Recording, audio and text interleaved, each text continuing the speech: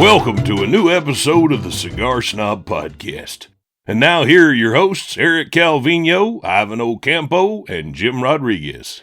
And like the prodigal son returning, yes, my guys, Erik Calvino, Ivan Ocampo are back from their sojourn around this great world. I'm merely Jim Rodriguez, and welcome to another smoky treat edition of the Cigar Snob Magazine podcast. Dímelo, boys. How are you? I don't know about merely Jim Rodriguez. He's got a lot of bling on his wrist. He's got today. a ton of bling, and he came with Show that in the major camera. excitement. Just you know. No, the other one. Look at that thing. Oh, this my whole God. thing? No. Somebody see. This is why you can't fall asleep at the barbershop, because I'll just take that thing right off of you there. Yep. So that's good. That's And I good. love the energy that he brought in today. Claro. This guy, I think Yami hit him with like 6 cafecitos back to back to back to back. She saw me dragging butt when I walked in, and she said, "You need about 9 cafecitos." So You're gonna need some help. Yami's gonna take care of me. And listen, we're gonna take care of you on another amazing smoky treat session here on the Cigar Snob Magazine podcast. We're getting into the bourbon again. This is already Christmas has come early. Santa got my letter. It's gonna be good times. One of my favorite people in the cigar business, Michael Herklots, is gonna be with us. That's right. From Ferio Tego. It's an amazing story. He's an amazing guy, and he just everything about the dude. The guy's just like the most handsomest guy in the world. He's always a guy like wakes up in slow motion. Everything he does is like in slow motion. That's incredible. I have a little bit of a man crush on him. I see that. Plus, we're gonna have your emails during our X's and O's segment, and of course, a very awesome little smoky treat. But first, Jasper, dímelo. If you're like me and look forward to cozying up to a warm fireplace after a long day on the range, kicking off your boots and settling into a nice big bowl of chili con queso, then you'd love the La Aurora 107 Nicaragua. This Dominican-made Nicaraguan puro is a bold new blend with tons of flavor made with the same craftsmanship that has made La Aurora Cigars one of the oldest and premium cigar makers in all the world. Started in the Dominican Republic in 1903, La Aurora Cigars was founded by the young Eduardo Leon Jimenez, who set out to fulfill his dream of making great cigars. Today, over a century later, La Aurora has a presence in 5 continents and more than 1,000 employees. The original La Aurora 107 was released in 2010, commemorating the company's 107 years in business. Now the La Aurora 107 Nicaragua brings a bolder new profile to smokers who have become accustomed to smoking the consistent quality and excellence of La Aurora cigars. The 107 Nicaragua comes to life with a diverse array of spicy notes accompanied by a subtle touch of leather. A rich balance of earth, wood, and floral notes flourishes deeper into the smoke with a characteristic pinch of licorice and walnut on the finish. Made in 4 sizes, a 7x47 Churchill, 6x58 Grand Toro, 5.5x54 Toro, and a 5x50 Robusto, the La Aurora 107 Nicaragua is a perfect complement to any rum cocktail, steak dinner, or even my famous chili con queso. Go on out and get yourself one and tell them Jasper sent you. I'll tell you what, with the holidays always floating around, or anytime you get invited to one of those office potlucks, I'm going to get Jasper to make me that chili con queso, right? Chili con carne, no? He says chili con queso. Yeah. Well, Chili con queso. Well, I'll bring the carne. He can bring the queso. Maybe we'll have some arroz, but that's a whole different story. And by the way, did you see Jasper out there? I think Jasper's been working out. He was flexing when he was picking stuff up for Chente, the horse. I was like, man, I got to get into the gym. Everybody's looking way too fit around here at Cigar Snob. But listen, I don't know. Listen, back to our boy Michael Herklots. He is probably one of the most impressive rebrands in the cigar business. And Mr. Calvino, we are smoking one of his sticks. Caballeros, que fuman. Thank you, Jasper. I think Jimmy tried to do your job. So I think that's part of the problem why you and Jasper always have beef. You try to take his job. I respect my elders, all right. But también, man, he's a grouchy dude, man. Yeah. All right. Well, anyway, so we are smoking the Timeless Limited 10 years. So unbelievable. 10 years that the Timeless brand Right. was released originally, as we mentioned earlier, by Nat Sherman a long time, 10 years ago. And now it's owned by Ferio Tego, Mike Herklots and Brendan Scott's company. And so this is celebrating their 10 years. It's made at the Quesada factory in the Dominican Republic. It has a Dominican wrapper, Dominican binder, Dominican and Nicaraguan fillers. This is a limited edition, so and you can take a look at it there. We just rated it in the magazine. Good rating. You can pick up the magazine to see what rating it got. Mm-hmm. But in the meantime, MSRP is $18.50. Again, only 2,500 10-count boxes of this were made. Wow. So it is a high price point, $18.50, but again, it is a limited cigar. You're only going to get it once. It's made with this blend of tobaccos, and that's it. After that, it's done. By the way, it's only available in one size, and it's kind of an in-between size. It's a 5 3/4 by 54, so almost a Toro, right? And almost a 6 by 60, but not quite. 5 3/4 by 54. It's actually a really nice size. You know, it kind of appeals to the guy who wants the ring gauge of a 60, like you, Jimmy, that you like those. Mm-hmm. But it's also not so thick that, you know, a guy like me who doesn't like those 6 by 60s can still enjoy it, right? And so it's got a little bit more length than a Robusto, but not quite as a Toro. So yeah, it's an interesting in-between size. You don't get a lot of that, right? Like there's a lot of companies that do like a 5.5 by 52. That's kind of as in between as it gets. But this one goes in between the in between. So it's kind of an interesting size. And we're gonna talk to Mike in a little bit when we do the share smoke segment. I see that you have a man crush. That is evident. A lot of people do, right? Because Mike almost lives with a photographer. Doesn't he? And he always looks good. He's never out of focus. Mike There's is never a hair out of place. Fashionable guy. I remember when I first met Mike, it must have been like 15 years ago. We were at Pro Cigar. And so there's this, so he is short in stature, right? And so I'm at Pro Cigar. Pro Cigar is the Dominican We don't Republic's- say short. We say vertically unenhanced. Okay. I know. Okay. So we're at Pro Cigar. Pro Cigar is the Dominican Republic's annual cigar festival. And so I'm there. All these people speak my language, right? I speak Spanish. The Dominican Republic, I feel very comfortable. And there's this dude, this short Americano, right? And they're treating him as if he is literally part of the family. When I say, I'm not using the word literally like by mistake. No, he's with Manolo Quesada. He's with Raquel. He's with Pachi. He is part of their family. I know these people. I get along with them, but I'm not part of their family. Right. He is like embedded. And I'm like, who is this dude? And so I asked Raquel, I'm like, who is this gentleman? Because I don't know him, right? With the pinky ring. Yeah. And again, very well dressed, but again, and very confident. Right. Because he carries himself very confidently. And so she's like, Mike, you don't know Mike? I was like, no. Again, this was early on in the Cigar Snob days. Mm-hmm. And so turns out at that time, Mike was running the Davidoff of Geneva Madison Avenue store. Gotcha. So he was running that store. Over in NYC in New York, right? Yep. On Madison Avenue. And but I had never been to that store. Even though I had lived in New York for several years, I was always at Barclay Rex. Those were kind of my stores. And so I'd never met him.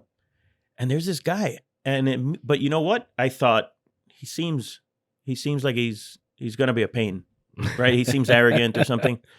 And so Raquel introduces me. The guy ends up being the coolest freaking guy, right? Just buena gente. We hit it off immediately. You know, a few weeks later, I was visiting him in New York and I hung out at Madison Avenue, and it's the guy. We've been tight ever since. You see? He's a great dude. Great dude. You're a I think you good guys judge. are gonna love You listening see? to him. I know my people. You're a good judge. I know my people. He is a good guy. And So- we featured him a couple times in the magazine. We did a great story that Nick Jimenez wrote. What was it called? And the beat goes on, because he was a drummer. Ah. He's like a a jazz drummer. So he studied at was it Berkeley or no? Wow, no, that's crazy. no. Berkeley maybe, School, maybe Berkeley School of Juilliard. Music. Maybe Wow. Juilliard. Yeah, Wow. I don't remember which one, but he studied at a good music school. Like he's a serious drummer. Dude's a Renaissance man. Yeah, Weird. And Dresser, because I think we've done a fashion piece with him too. We did. No doubt. So if Jim had a man crush before, I think we've only Enhanced. we cranked it up to 11 now. Yeah. I think I've gone from George Clooney to Michael Herklots. To Mike Herklots, there you go. But that's a story for a different time. So I may just have to show up at the I usually dip out during the interview segment, let you guys do your thing, and hang out with You may stick around this one. with Chente and Jasper out there. But I might hang around with this one. So listen. So, tell me what you guys So think about the cigar we're so far. smoking the limited edition here. And the first of all, you know me, I love the bands, and I've always said this about the Timeless. It looks like an old 1920s clock, like an old 1920s wristwatch. I think that was the idea. Yeah, it's beautiful. It's beautiful. Yeah. I love it. Kind of brown and gold are the color schematics with some white for the lettering, and I guess. Ivan, what is your taste on this thing? Because again, it is like Erik said, it's in between. I'm curious to see how it started for you. So I think what the size does to it, since you can get a little bit more tobacco in there than your regular Toro, I think it's already a very creamy smoke right from the beginning. It's not overpowering. It's not harsh. It has a lot of has some sweetness to it. It's like Definitely. a very nice Dominican flavor profile, but then with the added tobacco, that just enhances the creaminess, to me so far. Again, so it's like a nice, cool, very complex smoke because you can get some more tobacco in there, and it's a limited cigar that's very, very nice. Yeah, I think the two words that I'm pulling out of what you said there is the creaminess, because it is nothing if not creamy. Mm-hmm. But also complex, and it's true. The flavors are very nuanced flavors. There's no note going way overboard above everything else. So it's very much in balance. Sorry about that. Very much in balance, and it's just a really well blended cigar. And you don't expect anything less from a guy like Mike, because Mike thinks about these things in the way that that you would hope, right? He has a pain about it. Like he's at the factory, he makes it a point to go to the factory and taste when they're rolling his cigars, right? Because factories, especially when it's not your own factory, like in this case, Right. like a Sala factory is not Ferio Tego's own factory, so they make different cigars for different people. So you're gonna start making ours next week. All right, I'm there. Right. And so he's very serious about it. He's very deliberate about what they do with the tobacco. Where each tobacco lands inside of the cigar is very important to him. And so, yeah, I think like I said, very creamy. It's got a little bit of that, herbal. There's like a touch of herbal in the background. I wrote it down. I wrote Yeah. a slight grassiness almost. Yeah, there's that little herbal thing in the background, but then there's that sweetness, almost like a honey of sweetness. And wrote that too. yeah, and then the spice, it's not really peppery, not peppery, but there is a touch of spice, again, just to keep it in balance. So I think it's a really well-made cigar, really well-crafted in every way. So. And when you retrohale this thing, then you really, it's an explosion of everything you guys were saying. And for me, I think the first thing that came to me, the word was luxurious. Forget just because of the branding of the labels and stuff like that, but it just feels, because again, it's an in between cigar, so you're like, it feels like something you've never had, or it's maybe different to the touch, and it's feisty.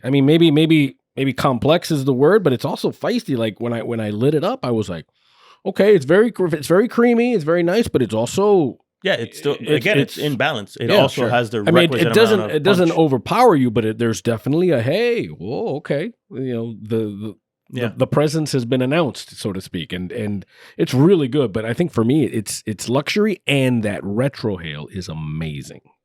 you get that grassy, you get that herb sort of what you guys were talking about, and the creaminess. I mean, I'm always down for a creamy cigar. It's just it's unbelievable. Cool, man. So what do you do with this cigar? When do you I mean, you can light it up anytime, but like yeah, it really is an anytime cigar. It's just is this a golf course? Is this No, I don't think so. I don't think you want to waste it on a golf course. With a cigar this complex, if you're asking me, I would smoke this indoors if possible. Right? You smoking this outdoors, you're not going to be able to get all of those aromas that we're talking about, right? It's very hard when a cigar is that nuanced, where everything is kind of like painted with like a brush, right? Mm-hmm. Every one of those little flavor notes is painted on so finely. You kind of need, to be indoors so that you can get all of the aromas. You retrohale it, the smoke is in the air, and you kind of get more of that. Yeah, I think you'd lose a lot if you smoked this on a golf course or outdoors in general. I'll tell you what, I think you have segued very nicely into our X's and O's segment. So I get paid the big bucks, buddy. My goodness, está insoportable hoy. Estás. So let's get into our X's and O's. Let's do it. And the question today comes from our buddy Tony, who's in Nashville, out in Music City, the Batman building. You know the Batman building they got there? They have a building that looks like Batman's mask with the little not horns, but the little things that Batman had. No, I don't. Check it out. Just look up Nashville and look up Batman building. And it's crazy. So Tony, he writes to us and he says, "Hey guys, my question is, with something as subjective as flavor profiles and palates, it is a challenge to write reviews in a way that are broad enough to get your point across to the masses while being informative to the connoisseur. What's your process for reviewing? Thanks, and keep on with the smoky treats." Tony. We can tell he's a real one. He's a real one. Tony knows what he's doing. Tony may be in PR. He may be in marketing. I think so. Because he got me. I'm like, hi, Tony. Yeah. Yeah. So to give you guys some background here. Yeah. So we get a bunch of questions. Every week we get questions. Every time we ask for questions, you guys have been awesome about submitting them. And so we had a bunch of questions to choose from. I send you guys the questions, and you guys respond, well, yeah, that's a good question. That one's an okay question. But as soon as Jim read that Tony used smoky treats, his line, his tagline, right? He was like, I think that's a question we're going to read. I was like, really, Jim? If you're asking me, and by the way, the T-shirts are coming. The T-shirts are we got to get the smoky treat T-shirts now. That's it. Now you've forced me to do it. That's it. But Thanks, anyway, Tony. but also, Tony, your question is a good one. And it's one that comes from, it sounds like you're a guy who has tried to, put down some notes and flavor profiles of cigars that you smoke, because otherwise you would have never stumbled upon this particular conundrum, which is something that we deal with in the magazine, right? When we give flavor notes in the magazine, we are very conscious of that, of what he's asking about, right? Mm-hmm. Of making those notes make sense to anyone, right? Like our flavor notes, we want them to make sense to a guy who has had a decent food, right? And who knows a little bit, but not get so esoteric that, like we're not saying beluga caviar or this cigar has notes of sandalwood, because no one knows what sandalwood smells like, right? Or I wouldn't tell you teak, because although I've been on boats, I've never dunked down to the floor and smelled the teak, right? So we try to keep the notes, those comments about the flavors, we try to make them accessible and understandable to most people, but like you asked, while still being sophisticated enough that a connoisseur can still use them as well. And that's a fine line, because you can get really goofy with it, right? You can start Madagascar vanilla. I'm sorry, most people, you smell vanilla from the one that you buy at Publix, right? And then you smell Madagascar vanilla, and it's really hard to tell the difference. Is that a thing? That is a thing. Oh, okay. Yeah. And, I think you can say, coffee. How are you going to keep them on the farm when they've seen Carl Hungus, right? Yeah. Big Lebowski reference. That's right. Everybody. Big Lebowski. Oh. So, you can, in terms of like coffee, right? Mm-hmm.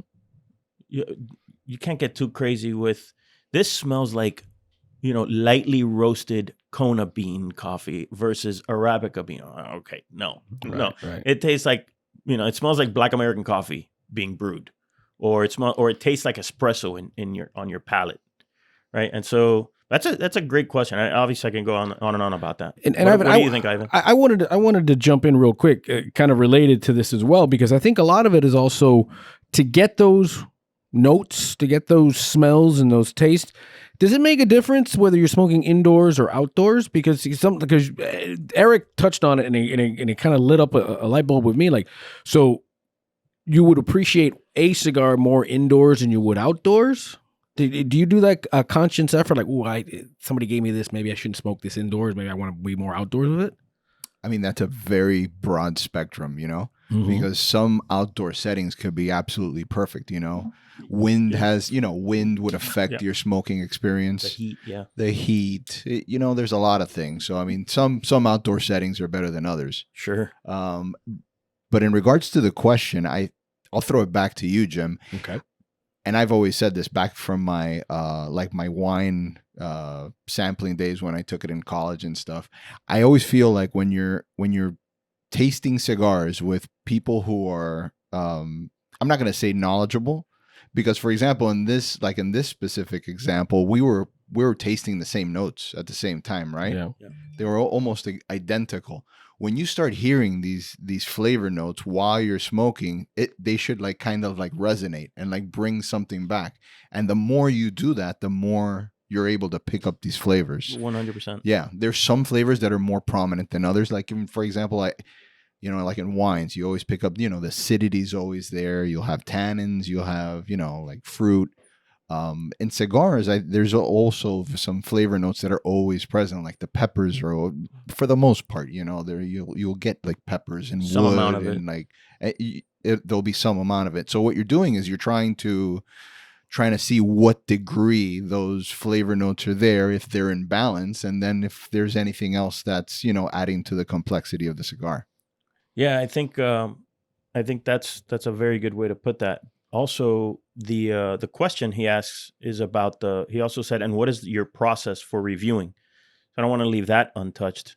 So we rate cigars blind every time. So we have five different panelists, and each one gets the cigar with this label taken off, and we have our own in-house label that Yami puts on it with a code, and then only she knows what cigar is what. And so we'll get one Ziploc bag that'll have usually around 6 or 7 cigars, again, unbanded, of the same size or close enough, right? Again, sometimes you have a Toros and they're all 6x50, 6x52, and then there'll be one that's 5.5 by 50. But for the most part, very similar size and similar profile or similar wrapper. And so that's how we do that. And only the top 6 of what's in the bag. Sometimes there would be as many as 9 in a bag, but only the top 6 make the page. Yeah, it's a lot of smoking. I'm thinking, boy, that's good times are ahead. Well, the interesting thing is, it's a lot of smoking of. Now, do you finish the whole cigar, or do you say, okay, I've got halfway through, I get it? Well, sometimes the cigars that don't make the page, if they're so bad that you don't want to keep smoking it. That says everything we needed to know, right? So we'll try. But usually at around the halfway mark, a little past halfway, you've got already a pretty good sense. Sometimes if the cigar is really good, you keep smoking it, right? Right. Because it's really good. And so that factors into your overall experience of the cigar, right? So you say, no, this cigar was really good. And then, halfway through, you're like, yeah, but I'm done. That says something. So we want to know that as well. And so the interesting thing is tasting cigars blind, and all of them are similar. That gives you a very interesting reference point when you're smoking, because you're comparing to its peers, at least in this group. Now, do you guys smoke them in the same room, or is it everybody's their own thing? Everybody does it on their own. Sometimes we'll do it together, like Ivan and I, because we're both here in the office. And sometimes we'll smoke the same cigar. Hey, let's grab whatever, number 3. And we'll do that. But for the most part, I would say 95% of cigars, you're smoking them on your own, and then just sending me the notes. I like that. So I like so that's how that happens. It's a ton of work. I know that it sounds like, oh, boo hoo hoo, right? But when you're smoking as a job, it's very different than smoking for pleasure. Right. Because you're being told what to smoke. Right? But if you do it right. And it's not a bag full of like timeless, like limited 10-year-olds. Correct. Right. Correct. Right. It's not, if it was, then it would be awesome. Sure. Yeah. But all the cigars are fantastic. No, they're not. Then you get it down, you start smoking your fingernails. It's so good. So then they're good. Yeah. well, thank you, Tony. And a reminder that if there's a cigar question you'd like answered, well, you can submit it to questions@cigarsnobmag.com. That's questions@cigarsnobmag.com. And if we read and answer your question, what happens? You get a Cigar Snob swag pack. Oh. So, Tony, your pack is going to be mailed out shortly. I forget the name of the gentleman from the last one, but his is on the way. So thank you guys. Keep those coming for sure. We really appreciate it. Don't think any question is a dumb question. If Jim thinks it's dumb, he won't read it. So don't worry about that. No, that's about it. You I'm won't the be one with the shamed dumb for it. And listen, Tony, go to the Batman building. Take a picture of smoking a stogie and with your Cigar Snob stuff. Go to the Batman building so these boys can see what I'm talking about. The only thing I've seen in Nashville is bachelorette parties and honky tonk bars. Wow. That's about it. That's all there is. That's all you need. And Nashville hot chicken. That's it. Oh, they gotta have the hot chicken. Gotta have that. And hockey, because Nashville and hockey are one and the same. So, are you guys, besides the hockey, are you guys watching any soccer? I'm all in on World Cup. World Cup time. I'm watching and gambling and sports investing.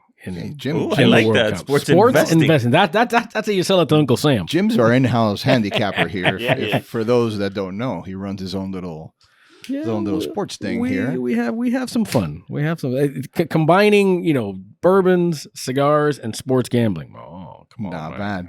So the other thing that I like to combine is whatever. Like for example, if you're in a Mexican restaurant, I like to drink Mexican beer. If you're in an Italian restaurant, I like to have some Italian wine or grappa. Oh, why not pair up with some soccer, a nice Brazilian cigar, especially if Brazil is playing, huh?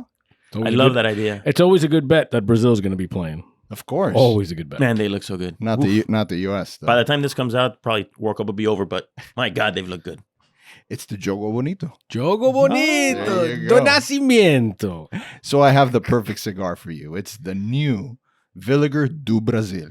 Handcrafted entirely from the finest Brazilian tobaccos, Villiger's new do Brasil shines the spotlight on the unique characteristics of tobacco grown in the legendary Bahia region, one of the most fertile regions of Brazil. Known for the cultivation of oranges, sugar cane, and coffee, this region is also known for another top-class product, fine tobacco.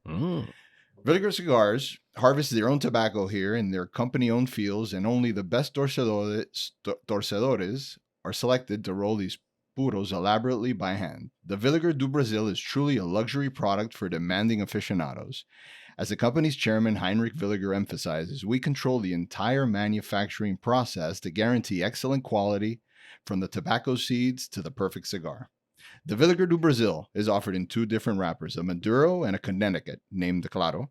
The Maduro line is covered in an alluring Arapiraca wrapper and offers a robust medium full body with strong aromas and bold flavors of leather, fruit, cocoa, and espresso bean.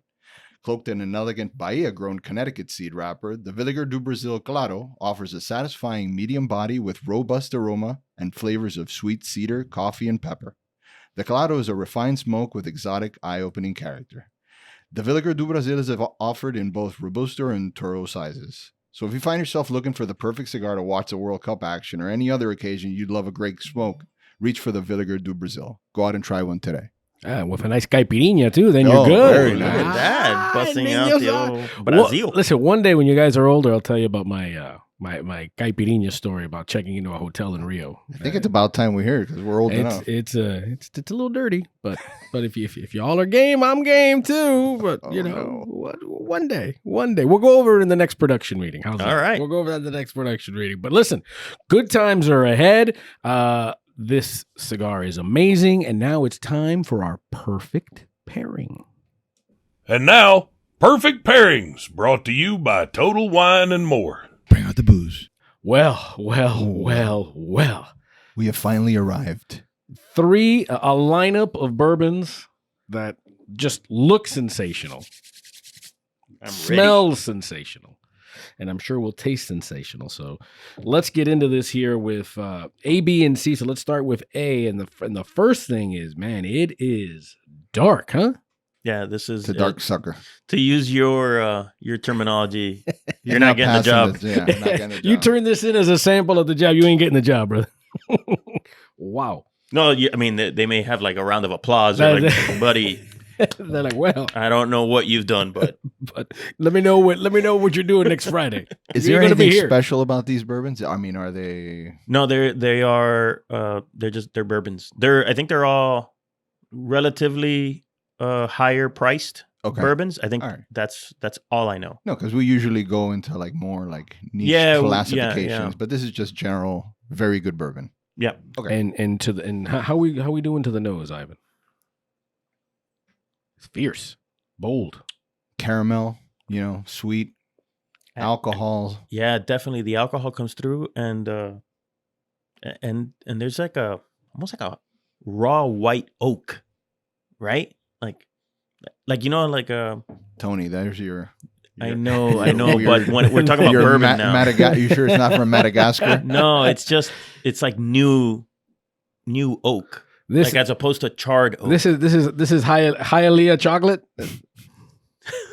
You guys are a couple of this is Fort Myers wheat. Fort Myers water. Yeah, Let's see. So smells delicious. Let's get in here.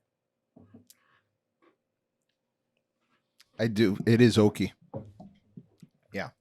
why'd you give me a hard time about it when you knew that it was very oaky? No, it Because is. we love you. Yeah, So I'm going to bring something Wow. up here. Delicious. yeah. I was Delicious. recently, listen to this, Jim.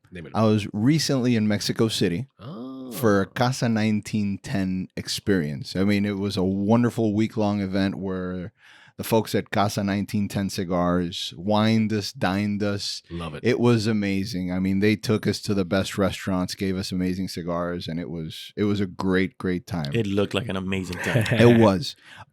So I was with their master blender. His name is Manolo Santiago. Okay. Okay, and he showed me how he does pairings when he goes around, and I think he had like a post with like Habanos for a while. Yeah, I think so he did work with did, Habanos. he did a lot of this like around the world, and he told me again, because we're always talking about should we sip it first or should we Right. smoke first. He had a very interesting take on how you should do this. So he goes, all right, follow me. He goes, take a deep, very big drag of the cigar and hold all the smoke in your mouth and hold it there for like 5 seconds. And then once 5 seconds, we can do this at the same yeah. time. All right, here we go. As soon as I'm done explaining. Okay. So you take this one big drag, hold it in your mouth for 5 seconds, and then release it.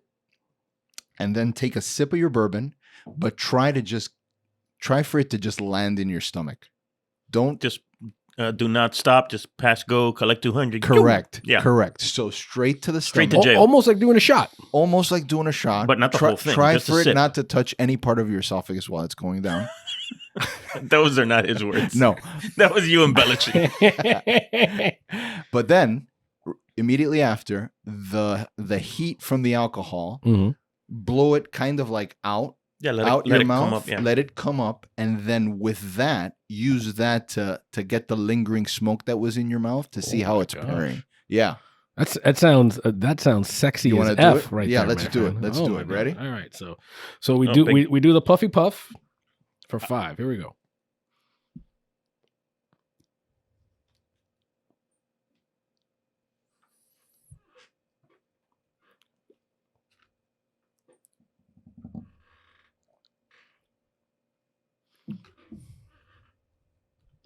Now, how's that working? Holy cow. It's different, right? It's different. It takes a second, and then when it comes up, yeah, it's interesting. It's different. I'm gonna do it again. I think the smoke isn't lingering enough. Yeah, because it's not like a. what I take on that when the spirit came back up, all I got was the spirit. I didn't get the. I would blow it out your nose. You know, after you have it in your mouth, don't blow it directly out your mouth. Blow it out your nose and try it. Well, especially with this particular bourbon, it has. So what I don't like about this method is that there's a lot of dead air.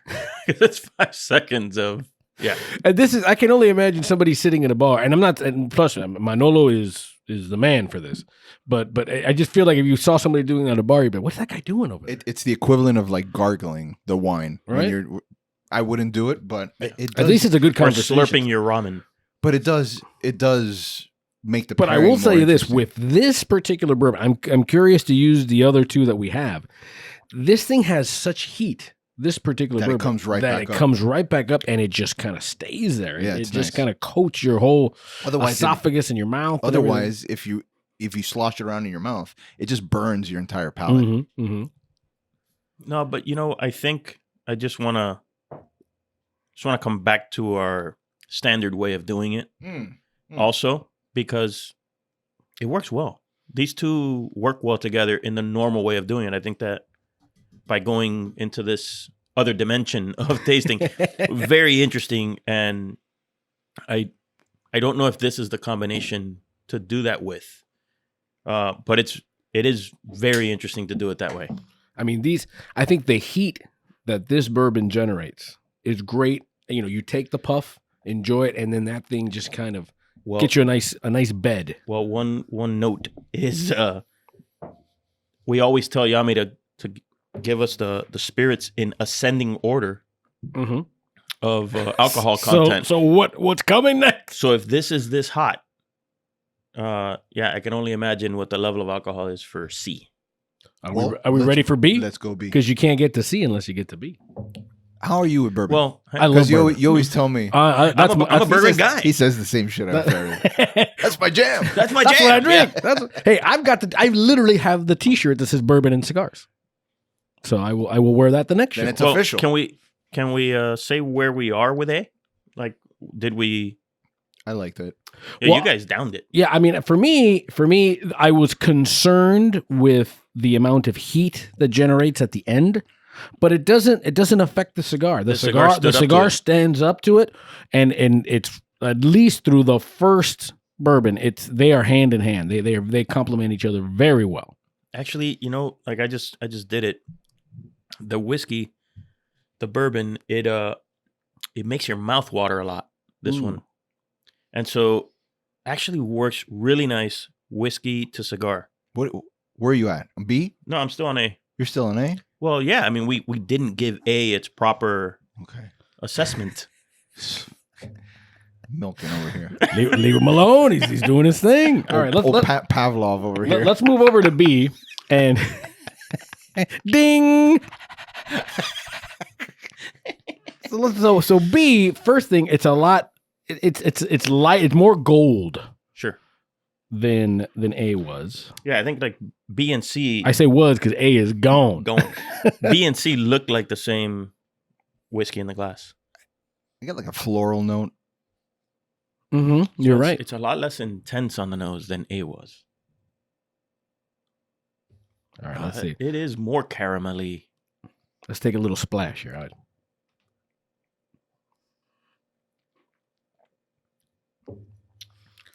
Oh, but it's very nice. Very It's very subtle. lighter. Very lighter, subtle. it's lighter, more delicate.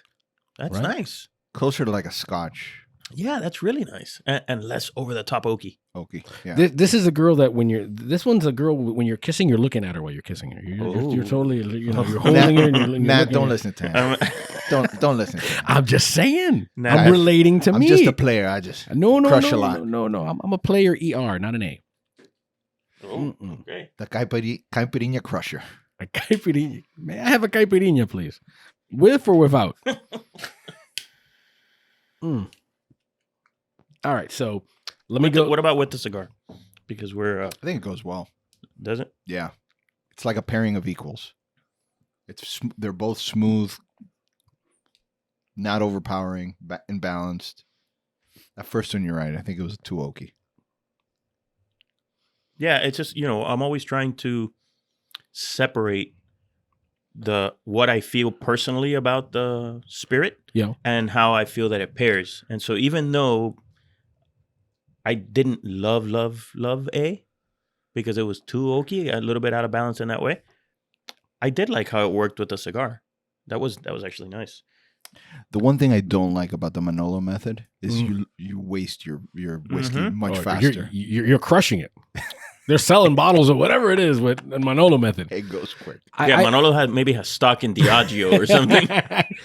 I think the timing of B as a spirit with the cigar is impeccable. It gets out of its way. The spirit gets out of its way, and then it allows you to enjoy the cigar. It's almost they're almost independently working with each other. Does that make sense? Yeah. When you go cigar to bourbon, you lose a lot in the bourbon.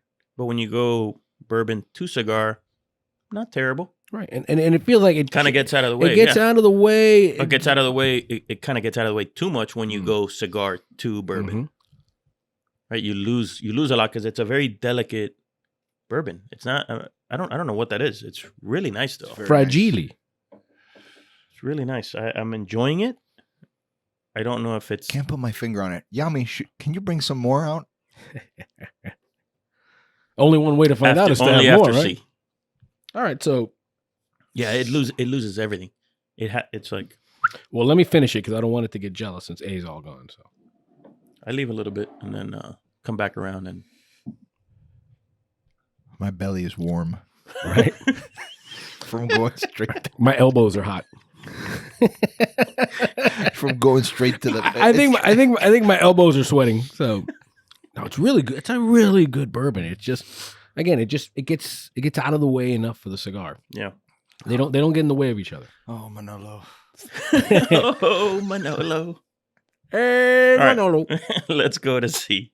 All right, let's go to C here. First thing, a little darker, almost yeah, almost the same. Closer to A. Yeah. I thought they looked the same in the glass, but no, you're right. It is. It's in between the two.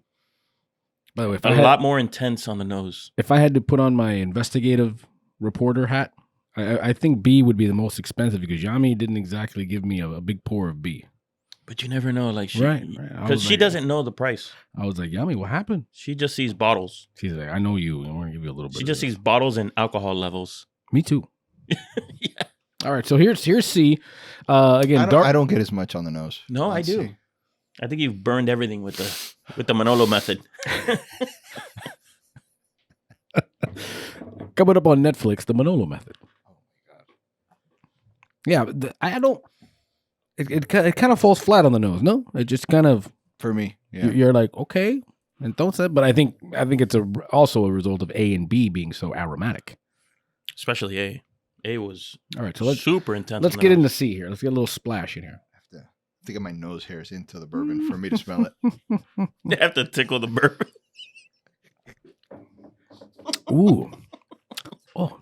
Yeah, when sorry, the mental picture of that too much for me. When Ivan the goes bourbon to car wash. When Ivan goes to the barber, they're like, no, leave the nose hairs. I need that for work. I need those for work.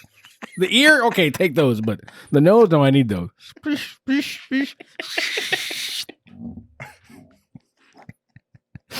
De madre. Clearly, the bourbon's kicking in, everybody. Yeah. All right, so listen, this is delicious. This is like biting into like an apple or something. It just explodes. You're right. It has like a crispness to it. Right? That's nice. This is like a nice Sunday brunch when you're gonna meet the in-laws and you're like, all right, let's see who these people are. You know, let's see who these people. Let's see who these people are. These people who produced this lady. Wait till they get a load of me. Wait till they get a load of me. Yeah, I got a wedding I'm planning, so my goodness, it's not mine. Oh. Yeah. The kid already? The big girl. She came down from Baltimore and she said yes to the dress, and then we saw the venue and congratulations, boy. man. Congrats, dude. January 24. Awesome. So we got a lot of sports bets to make from here. Yeah, right. A lot of podcasts to record. Better hit on that Brazil bet. No kidding. No kidding. Actually, you can't win anything betting on Brazil. Bola bonito. All right, so I'm gonna take the timeless, and then I'm gonna do the. I'm still trying to assess the whiskey because we've been talking so much. This is very, very different. This is very unique. It doesn't even taste like a bourbon. Really? It's great, but I feel when you take a puff, it kind of kills the crispness of the bourbon. This to me feels like it's a brunch. It's so crisp. It's so flavorful. You don't want it to get anything in the way of it. I think you're right. It doesn't have those traditional bourbon caramel notes, right? Those cinnamon notes. Doesn't have that. So it is. You're right. There's something interesting there. It's not. It's not that it's bad. It's great. It's just I don't think it works with a cigar. B is my favorite so far. But with the cigar as well? Yeah. You didn't think it lost too much? No. Okay. Like I get a little bit of that bourbon on the nose, but it's also like really astringent. Like I feel my mouth puckering up from the tannins, like the oak tannin. If you ashed in it, maybe you get some of the more flavors. Like I did. That's a pro tip. Don't worry about that. It's all good. It's all good. No, I mean the bourbon itself is delicious. It is delicious. I don't think it's the highest proof one. Doesn't taste like right. I mean, it feels like A was, but A was a monster in a good way. And I mean that in a good way. A was a monster. But maybe she throws a curveball too. I mean, you never know. All right, it's time. It's time for the reveal. No, let's go. Let's do it. All right, Yami, make it happen. All right, Yami is here, and it's time for the big reveal. That's a great lineup. I can see it from here. Great lineup, huh? All right. A great lineup, huh? I see the look in your eye. You buzz, boy. All right. A, right? Garrison Brothers, small batch bourbon whiskey, 40% alcohol. So that's a Texas bourbon, Texas straight bourbon whiskey, 47% alcohol. All right. This bottle is really cool. When you pour it, it goes click, click, click, click, click, Glug, click. glug, glug, glug. Yeah. Anyways, so this is the Willett bourbon, 47% alcohol. Look at that. You get that? Is that the most expensive one? No? Nope. Ready? C? Colonel? Colonel Colonel. E.H. Taylor, small batch. Okay. That was good. Thank you. That's it? Yeah. 50% alcohol. Oh, here you go. Yeah, that's a really good bourbon. All right. Bottled Thank you, and guys. bond. Thank you, Jam. Thank you, amigo. Yeah, I'll tell you what. I've heard of Garrison Brothers. I've actually heard of them out in Texas. Well, listen. What is this Danny Willett? Tell me about this. Danny Willett. Danny Willett is a golfer. Well, first of all, the bottle itself is yeah, amazing. it's It's, like just amazing. it's a conversation piece. Yeah. This is something you want to have in your bar, right? Just the people go, yes, so what is that? Or your S&M room. Okay. Hang on, let's as we say in the comedic world, let it just sit there. Let it sit there, yeah. And scene. Okay, well, let's see. So, all right. So where are we then? What works best with the Ferio Tego? So I really like the way that made your mouth water and then made the cigar better, going whiskey to cigar. So I really like that. I also, on its own, I know Ivan didn't love it, but I thought on its own C was really nice. No, I mean, I didn't not like it. And I like to go for like those unique, like flavor profiles that stray away from like what your typical like bourbon or tequila or whatever. And I think that fits the bill. It didn't taste like your typical like over the top oaky, caramel type. It was very much imbalanced. Like the caramel refined, wasn't high. nice. It was like barely good. imperceptible. Yeah. It was very interesting, but I think that's probably the most expensive bottle in the bunch. I don't know. I'm not sure. Well, I would say if you needed to smoke it, I think with A is the one to go. I think you go with the Garrison Brothers because I think this cigar has got punch. This cigar has got testicular fortitude, as I like to say. Yeah. Thank God. All right, it's got testicular fortitude, and it can hold up to a strong spirit. And I think Garrison Brothers, this particular bourbon is there. It's full, it's robust, it's rich, and I think they play very well together. I think B gets out of its way. I think they play very well independent of each other. I would love to have this just on my own. On its own, just yeah. a good sipping bourbon. You're hanging out. Maybe you're watching the game, or It's really nice. you're having a birthday party. The kids are over. You're letting them play, and you're just doing a little sippy there. Okay. Yeah, no, I mean, we don't have to reach consensus on this every time. No, of course not. I thought B was perfect with the cigar. Yeah. Yeah. I just feel like for me, this particular, especially the limited edition, it needs something with some oomph to it. And to me, they play very well together. And then the heat that it generates at the end really, to me, sold me with this particular cigar. So it's great. Well, I would encourage, get all three. Sure. Why not? Yeah, Treat yourself. listen, so I'm looking up prices here to kind of give you a heads up. So Garrison Brothers small batch, which was A, is $89.99 at Total Wine. I think it's available nationwide. 47%. That's a really fine whiskey. Very intense, very different, right? Like I'm telling you, I smelled that oak and I tasted that oakiness right from the get-go. And it was, right? It was different than the other two. The other two are Kentucky bourbons, and that one's a Texas bourbon. But Ivan, you thought Colonel Taylor was the most unique one. Was the most unique, and for me. Although I'm not finding it right now on their website. And this Colonel Taylor small batch says bottled in bond. And what does that mean? So bottled in bond is a reference to the Bottled in Bond Act of 1897. And so the thing was, yeah, very, very recent. So all these labels in American whiskey, they're based on, government taxation and as a byproduct, protecting the consumer. So back in the 1800s, you were so people didn't buy whiskey by the bottle like that, right? It wasn't that common. So you'd go to the bar and you'd drink basically from a barrel. And so sometimes the bar would adulterate that. So you would say, here we have Colonel Taylor, right? You want Colonel Taylor? And then they'd pour you Colonel Taylor from the Colonel Taylor barrel. And that barrel had already been refilled with other whiskeys. Gotcha. They do that in South Beach. Yeah, that's a standard practice in South Beach. I'd like a Don Julio or Avion, whatever. Yeah. Well, we say Avion, bro. Come on. Don't say Avion. No, Avion water. They dilute it. You scared me. I thought you were calling Avion tequila Avion. I'd like some airplane tequila, please. Yeah, you scared me. But no, the point is, bottled in bond, you're always going to get a 100 proof whiskey, right? So 50% alcohol. That's always, that's part of the definition. And then it has to be from one distilling season. So it's not like multiple years thrown together. Right. And from one distiller, which is kind of like the key in the whole thing. Right, so you can't mix. And if you're going to mix, you have to say it on the bottle.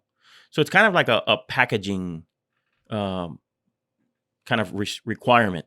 However, when you see bottled in bond on a bottle, that means that they've met all those requirements. And that gives you a pretty good sort of quality. Right. And they go out of their way on the label to say first and only. So yeah, that's the idea. That's the idea. They're trying to get you to realize this is quality stuff. It's 100 proof. Yeah, so the big distillers got together to push for these acts because when you're making, you were a big distiller back in the 1800s and your product was being cut with other things and you were losing profit. So the big companies got together to sort of push for that, and so it's a good, again, sort of guarantee of quality. You know that the product in there has been protected because it has to be in a bonded warehouse, which is why it's bottled in bond. So it's kind of it's another layer of protection for the consumer. So if you see bottled in bond, you can almost like, okay, I know that is from that distiller. And it's protected. So it's a good. I always, if I see bottled in bond as an option, I buy it. Right. And what I love just to put a bow on everything, guys, what I love about the Garrison Brothers one is that to me, it works great with Timeless for my particular palate. But if you don't have a cigar, that also works amazing on its own. So, you get a 2-for-1 kind of thing going there. Yeah, but you know what? I think all three No, on their own were fantastic in different ways. Right. Right, like that Willett, that was delicate. I didn't like it with the cigar. I think it lost too much. Well, you get it just for the bottle. That's a conversation piece. You have it on your bar. People say, "What's that about?" If we had to make old fashions because we didn't have any rye or whatever, I mean, I'm using the Garrison Brothers For sure. and right? I'm not touching those other bottles to make the old Yeah, fashioned. especially the Taylor. It's too fine of a whiskey to not put doing inside of an old fashioned. If you want to get to an old fashioned conversation, I'm not going to make old fashions with bourbon anyway. Right. I'm going to use rye whiskey. Right. No, right. Yeah. But if I had to. Yeah. Love it. Love it. Hey, as always, Perfect Pairings is brought to you by Total Wine and More, where you'll always find the right bottle at the right price with their lowest price guarantee. You can visit Total Wine and More at totalwine.com. And our time, he's over there. I see him in the background, always looking dapper. It's time for our Share Smoke with Mike Herklots. All right. We are back with Mr. Michael Herklots. How about it? What's up, brother? In Miami, man. So freaking happy to have you here. I'm happy to be here. I'm loaded with Cuban food, Cuban coffee, and thank God, not Cuban cigars. I mean, this is like really a dream come it just true. doesn't get better. A dream come true. And we're about to be loaded with some pretty good bourbon. This is exciting, man. So you have no idea what's in there. Bourbon. I know. Yeah, well, thanks. I know what they are. You do not. But I think we're going to have a good time. So for those of you that don't know, Michael Herklots, Timeless, Ferio Tego, right? So do you want to give a little bit of a history for the handful of people out there who don't really know Ferio Tego? Where did this come from?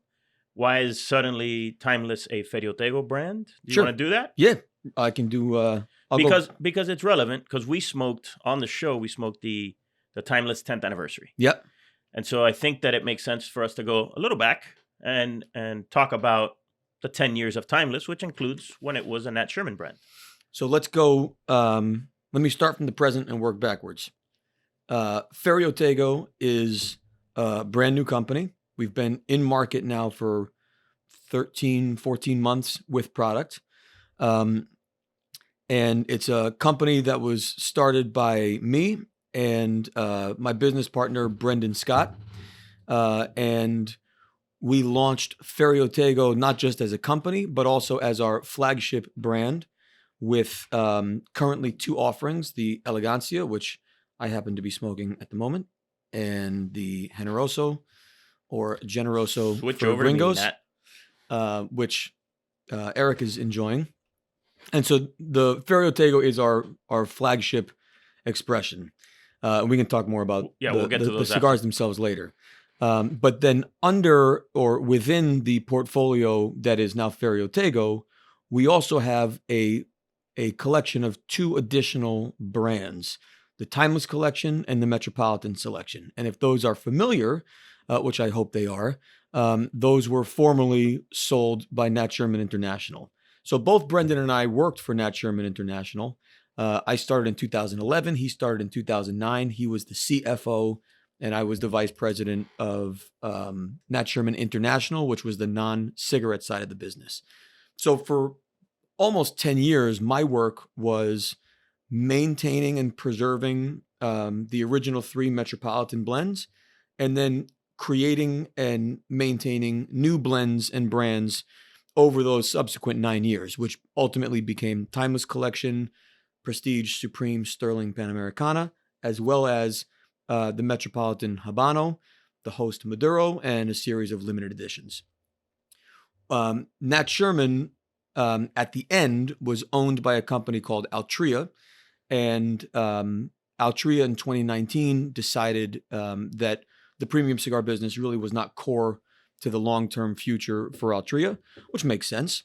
And they gave us an opportunity to try and sell the business. So in October 2019, we got to work. And in fact, we were almost complete with the transaction in March of 2020 when the world closed. COVID. Something happened. Yeah, what a disaster. And so while we continued to try and sell the business from March 2020 really into the summer, we needed to be complete by the end of the year. And so ultimately we had to make the unfortunate decision to close the company instead. And so we, worked really hard on winding down the business thoughtfully and with the reverence that a brand 90 years old merits. But as it would turn out, we had the opportunity later to buy the brands. So they started entertaining offers from different folks to buy the brands. And Brendan and I, obviously, with such a real connection to it. I mean, it was our blood, sweat, and tears for almost a decade. We put it in an offer, and thank God Altria accepted our offer. And so in January of 2021, we announced Ferio Tego, the company. We got to work back with the manufacturing partners that I had worked with for the last 10 years. Yeah, so that didn't change. But nothing changed, really. Yeah. And then we started over from scratch. We had no pre-existing inventory, no boxes sitting. Distribution agreements, no nothing. Nothing. And we started from scratch. So first we went to the manufacturing partners and started remaking the blends and revisiting those blends, and really wanted to make sure that when we restored the blends to market, that we were doing it in a way that was consistent with the historical experience of those blends. But also, if not more importantly, we wanted to be thoughtful about making sure that if we had the opportunity to really fine tune and perfect, that we take advantage of that opportunity. And so the analogy I use a lot is like, if you think about your favorite album from the 60s or the 70s, and when you listen to that today with your iPhone and on Beats headphones, it doesn't sound like a record player with a needle scratching on it. Correct. Right? They didn't re-record it. The session's exactly the same. The song is identical, but it's been remastered so that when you listen to it in 2022 with the technology that we have, it sounds the best it's ever sounded. That's a great analogy. That's what we did with these blends. Spot on. So when you smoke a Metropolitan Connecticut or Maduro, they've been around since 1995, those blends. And I certainly spent a lot of time from 2011 putting a little polish on those blends and making sure that they tasted, as relevant in that moment as they did when they were released. But in this case, because we were starting from scratch, we weren't just maintaining a blend, we had to recreate the blend. And my analogy for that is like theater. If you're about to put a show on Broadway that has been on Broadway before, you have to find all new actors to play the roles so that the show is exactly the same, even though it's a different theater in a different city, in a different place. So your analogy there, you're really talking about reblending entirely. So the way I describe it is we are recasting each one of these shows, meaning blends, because we had to replace all the tobaccos so that by changing everything, the experience of them was exactly the same as it was before and the best they've ever been. So how close do you think you got? I mean, obviously that changes from blend to blend, but I can tell you, generally speaking, when we launched, I was very confident that they were all the best they've ever been. Now that said, some people expressed that Supreme got a little stronger, for example. But for the most part, now that we've been in market for a year, the feedback has been consistent with our intent, which is they're the same. But also, as I mentioned, of course you take the opportunity, like if there was a little flaw or something that you could do better, if you're going to re-record your favorite song, you wouldn't re-record it with the mistake you made that people have listened to for 30 years on the first recording. So this was an opportunity to kind of tweak. And in the case of Supreme, for example, Supreme, we did just a minor tweak to make it a touch, yeah. But I think the spirit of the blends, I think they still feel like my blends. They're still familiar to me, and it's from feedback from now consumers and retailers for the last year. Everyone's happy, thank God. there's some old guy in Brooklyn who's like, these cigars are not the same. There's actually a guy in Arizona who's convinced it's not the same. But, all we can do is the best we can do. And we've got nothing but the future ahead of us. I mean, listen, if I'm arguing with that gentleman in Arizona, I mean, he has to realize that none of the cigars that he's smoking are the same. Well, That none of them are. in fairness, this guy, all he smokes is a Prestige and a Supreme Saturday and Sunday. So if anyone's going to recognize a minor tweak, I suppose it could be him. Okay. But you bring up exactly the point. We are constantly recasting some character. Correct. But It's not a complete overhaul like you had to do, exactly. but there's But through the process, every single production. Of course, because it rained too much this year, so it made my tobacco milder. The Ligero Mhm. that I had in there, or the Viso that I had in there, is now too mild. So yeah, that happens all the time. Here's what I want to do slightly different. On Did I this even one. answer that question? I- Right? yeah, I mean, yeah, okay. yeah. The idea was You to asked for a give little background, and I was like, okay. Yeah, but so what I want to do is I want us to kind of do what we did on the show, Okay. on the big show, and so each sort of segment of this little conversation, we'll do one tasting. So let's go with A, which is at the top of your glass. I like that. Starting with A. This is- You're at Cigar Snob, buddy. Yeah, you're at Cigar Mind Snob. blown. Cigar Snob doesn't do things. We don't go from C to A. I like it. All right, so salud. This is again, I know what it is. You do not. And so we tasted it with the 10th anniversary, Yeah. and this did well. So I want to see what it does with these two blends, right? The Elegancia and the Generoso from Ferio Tego. While you're sipping that and I'm enjoying this 10th anniversary, it's funny, and I guess that is what caused us to have to do a little Reader's Digest version of the history, because we're a 1-year-old company with a 10th anniversary product. Mm-hmm. There is obviously a bit of an identity crisis as we've gone to market. For those who are unfamiliar with the history leading up to Ferio Tego. So I certainly recognize that it might be a little confusing for folks. How can a brand new company have a 10th anniversary? And But- come from a 90-year-old company. It's Uh-huh. like it's too many. There's a lot of Yeah. So there's a lot of catching up. However, now with a year in, what's been so cool is just for those folks who don't know the historical story. I mean, it's amazing how many people started enjoying cigars during COVID who don't know industry history, right? Yeah. I mean, your perception of industry is only predicated on when you began. So many people found the hobby during COVID that for a lot of those folks, yeah, no one was getting together either, so there was not any Timeless and tribal Metropolitan, knowledge. those things are brand new. Yeah. They've never had them. They've never seen them. They don't know the history. They only know it as Ferio Tego. So it's been interesting as I've engaged with consumers for folks to say, oh man, my first cigar ever was a Metropolitan. And I think, oh, when was that? I'm like, oh, a year and a half ago. I'm like, this is great. That's Very, awesome. very cool. So, woo, that thing's got some smooth. That thing's got some kick to it. So, how did A pair with the Elegancia? So, what would you say about A? And like, let's do what we do on the show.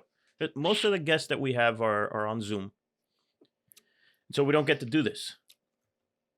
So now you're tasting A. So I think we have to. You used a very important verb called pair.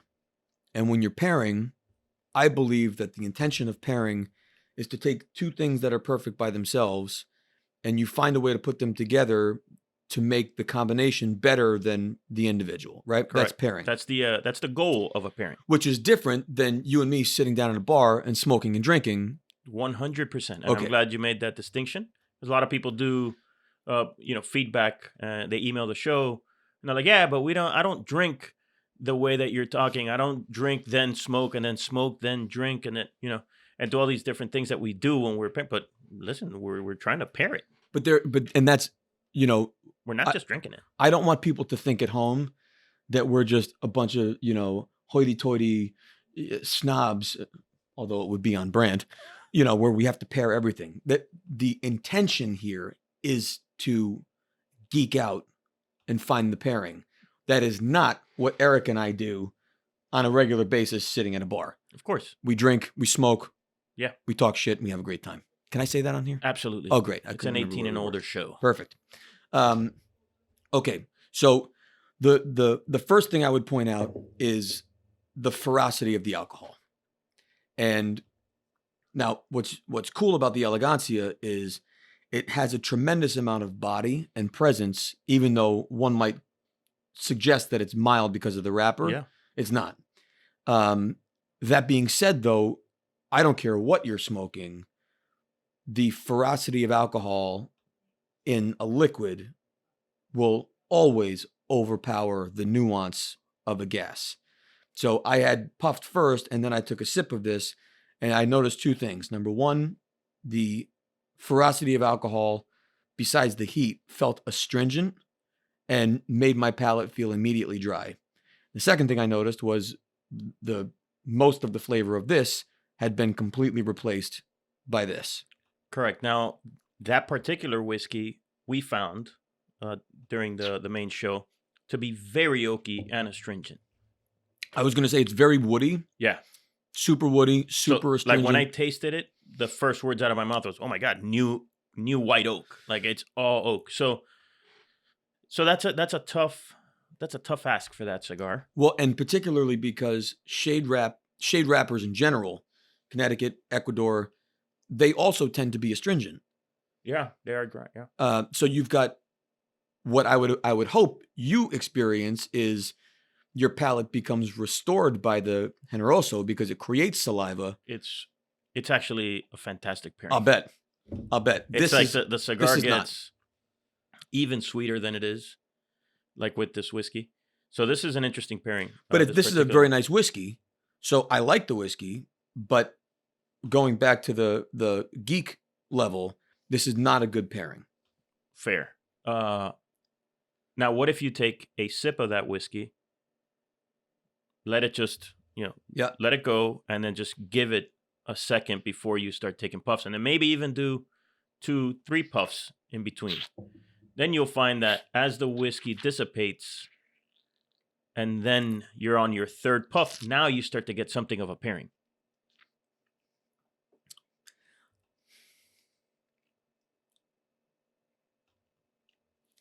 Layering this on top of the whiskey, because the whiskey, every time I taste it, it's like exactly the same, which means it's doing the same thing, which is replacing this flavor.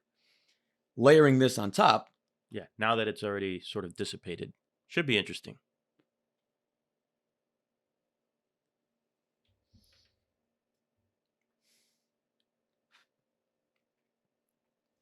The wood is overpowering. Yeah.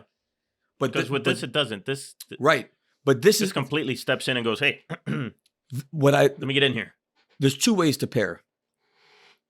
The easy way to pair is you get something that tastes similar in both expressions. Yeah, like flavor, like to like. But that can also be overwhelming.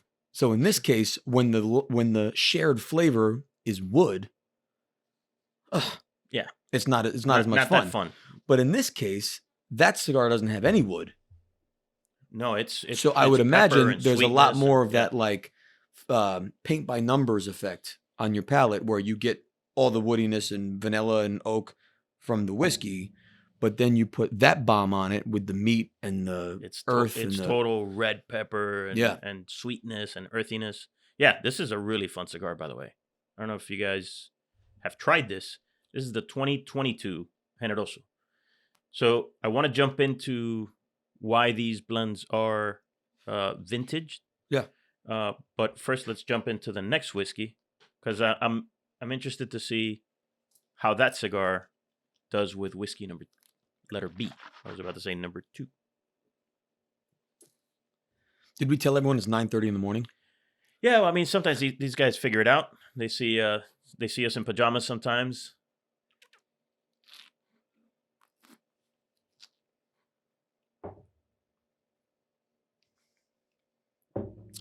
So a lot less aggressive. This has a sweetness and a viscosity that's almost oily. But not an attack. No. Yeah. It's still high alcohol, but it doesn't have the astringency. Yeah, that oakiness isn't there. It's much more subtle. By the way, we're going up in alcohol content. I just took a sip of C. I just realized I drank the wrong one. So maybe that's why it. C is lovely. Let me go to B. Let's jump back into B. So I didn't do well in third grade. You know what I mean? Mrs. Thompson she couldn't get the alphabet into you. What was the town in Connecticut? Killingly. Killingly. I always want to say Killington. So like Vermont. This one has, forgetting C for a moment, this one has a slightly more familiar heat to A. I mean, I already tasted C, so I can't forget it. And it's not as viscous as C, which...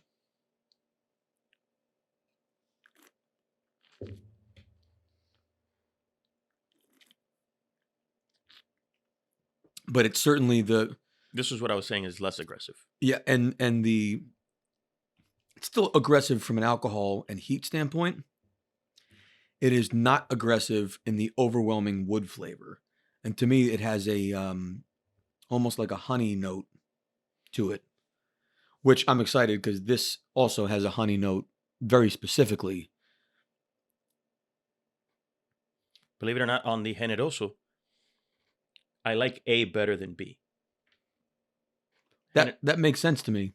Yeah, Generoso not quite as fun with B, and B not quite as fun with Generoso. It's like they're kind of at odds with each other.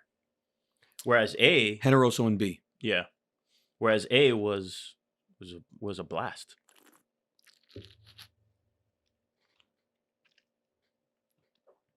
As a general rule, for pairing, just if folks want to do it at home, I do encourage you to do it in the order of sip and then puff to create that combination of flavors. Because if you do it the opposite, this will always overpower.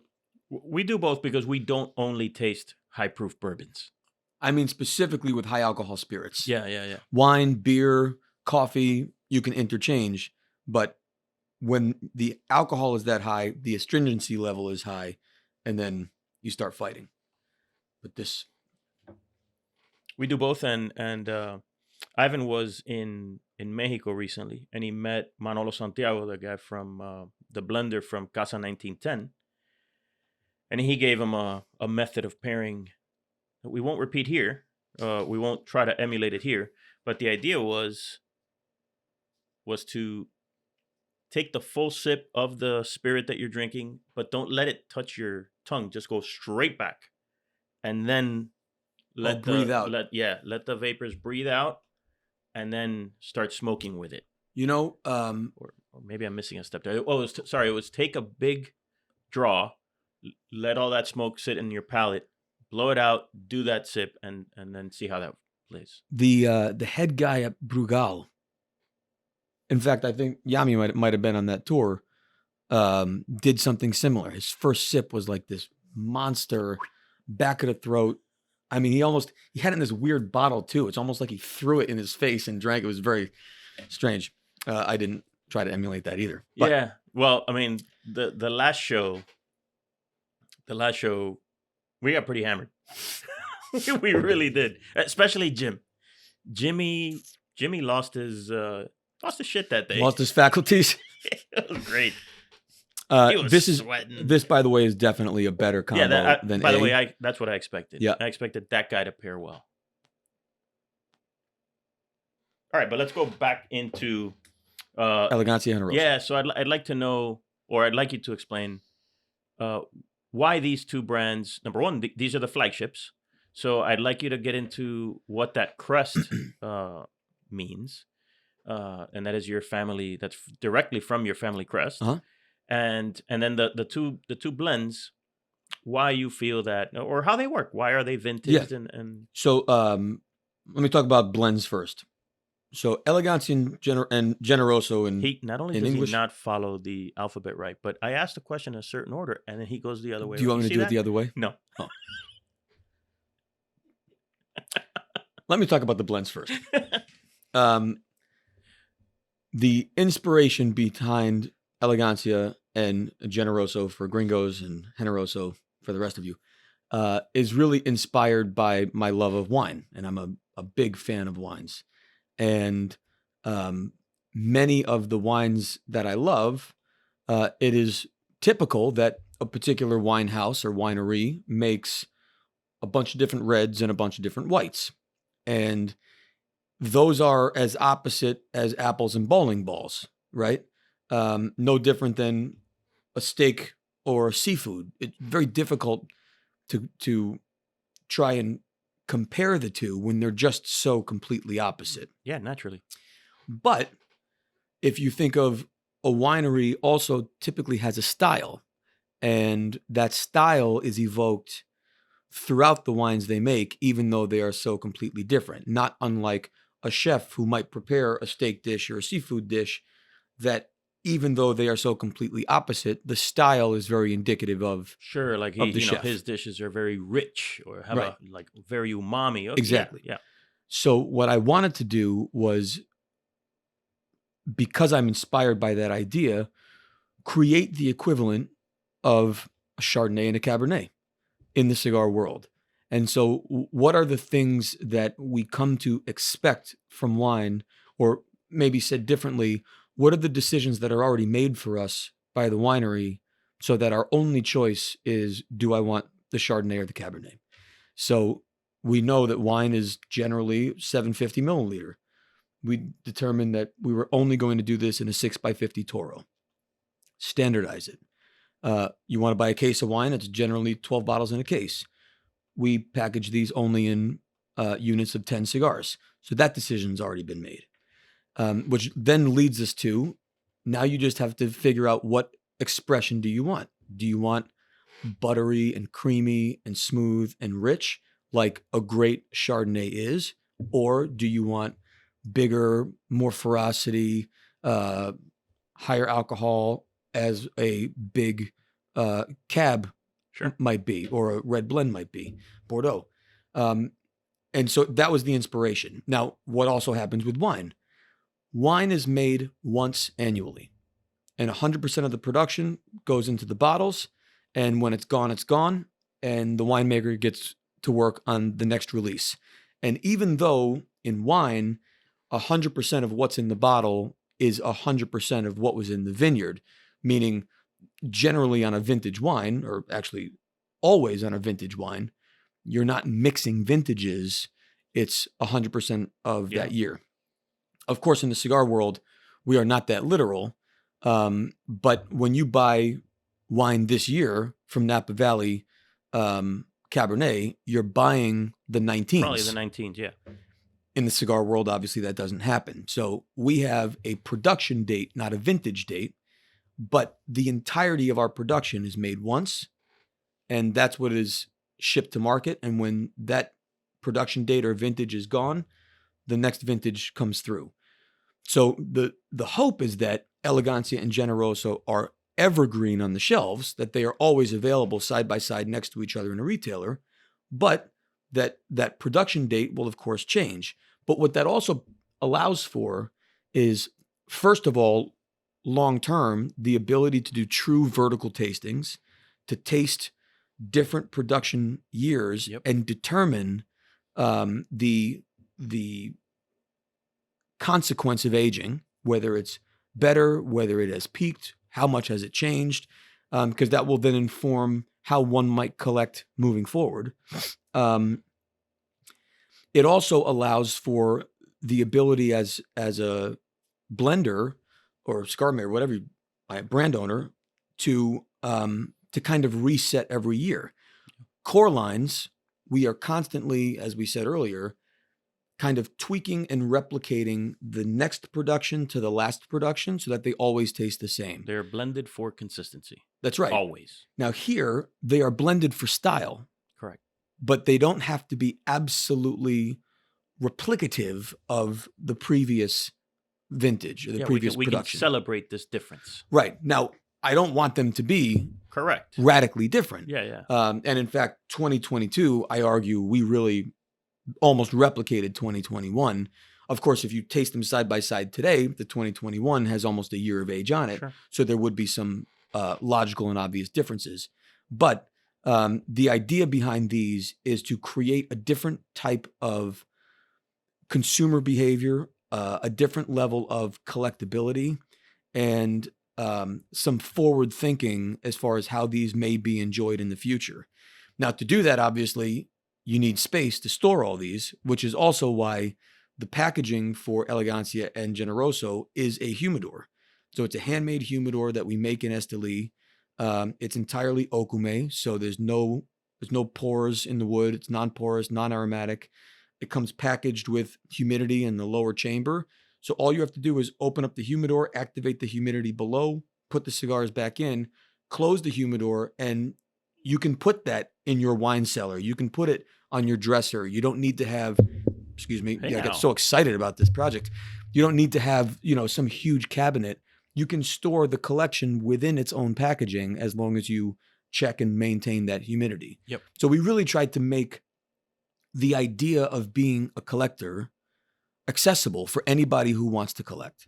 No, I loved it. I loved it when you first talked about it. When before you released it, you and I talked about it. I loved it. Now, you're not the first to do. I mean, obviously, you've taken it to a level that it hasn't been taken before. But Pete Johnson did, who also is a lover of wine. Yep. Pete Johnson did a line, La Verite, that was Well, but vintage. his was much closer to wine Yep. because his was 100% vintage. Yep. That was all one harvest. So that's much closer. It might have even been single farm. I have to go back and I don't remember. refresh my memory. But his inspiration was much closer to wine from an apples to apples standpoint. 100% of those tobaccos were the year expressed on the box. We're not quite taking that literal an approach, but when I said, by the way, when I said you had taken it to a point that no one else had taken it, I was referring to the packaging also being sort of age ready. Yeah. Yeah. And it's also something that we are going to move forward with unforgivingly. There's been plenty of instances where people have created products that are annual releases that are aged or dated in some way, and they typically do it for a while and then move on to a different idea. This is something that we are really absolutely committed to long term, because there's no other way to determine if it's going to work unless we really stick to our guns and do it. And so far, 2 productions, it's worked. And the 3rd production is en route. Right. So we had to take a quick little Cuban coffee break. We had some visitors to the office that we had to give hugs, host, and hugs and kisses and pictures and great Cuban coffee and great. So now I have no idea how these things are going to taste now. Probably a good idea too. Yeah, I think we needed it. Yeah. Pepped up a little, got a little sugar in our system. You bet. It's great. So you had just finished describing the blend. Yeah. So now let's move on to C, right? Let's I think it's a fair jumping off point here.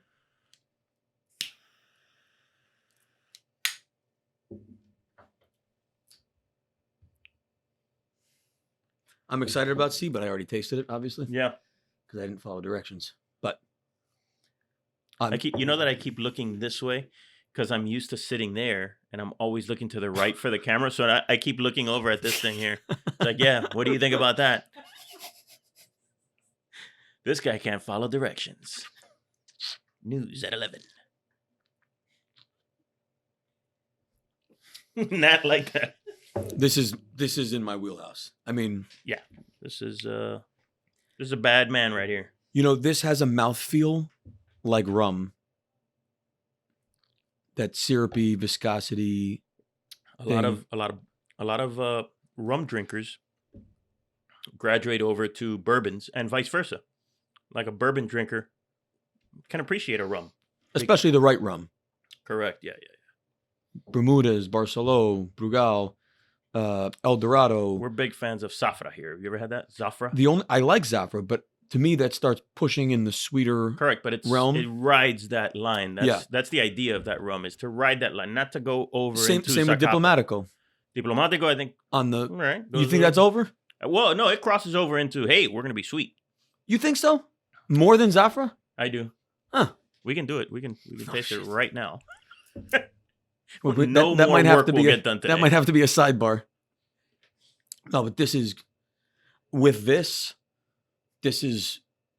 heaven. Is it? Yeah. I've over and over used the description of creme brulee with this because it speaks to the body and the weight of the mouthfeel of this cigar. It's typically, you'd see a shade wrapper and think, oh, it's light and silky. And I mean, this is beyond creamy. This is velvety and thick and chewy, the smoke. And it stands up to this.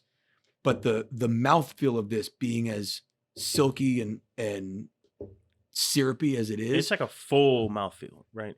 Man, this is like... I always describe it on the podcast like how much real estate it takes up. When you take a sip, how much real estate does that take up on your palate? And this guy, he just camps out in there. He's like, forget you, this is my crib. It's awesome. Yeah. So, and by the way, just to finish off, to give Generoso, it's hey, that's somebody's phone. Hey, not mine. It wasn't mine. That was me. So to give Generoso its full treatment, as good as Generoso is with this, because I think everything is good with this, I still think that it pairs better with A. Even though I'd like to have both of these, right? I'd like to have this better than A. Yeah. But with the cigar, I'll take A. Interesting. Now, we're drinking everything neat. We didn't add water. We didn't add ice. We didn't do anything. So that also changes the relationship too. Any one of these with a drop of water and the relationship changes. Completely changes. Completely. And that's fair. The only thing is that we don't do that. No, now, good. Yeah, now you have to take into account time and how much ice and So we drink them neat so that we can give you a fair assessment of it across the board. So yeah, I love C. With the cigar though, I'll take A. A is Garrison Brothers small batch. Fantastic Texas whiskey. B is the Willett Pot Still Reserve. And C is the Colonel E.H. Taylor small batch, bottled in bond. Really? Outstanding whiskey. Very, very cool. A, I'm not familiar with at all. I am familiar with B and C. I would not have called that correctly for B. It's really lovely.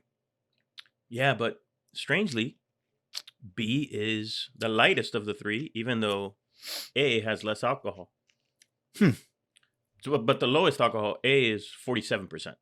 So they're pretty high up there. Yeah. Well, this is bottled in bond. This is 100 proof. This is killer.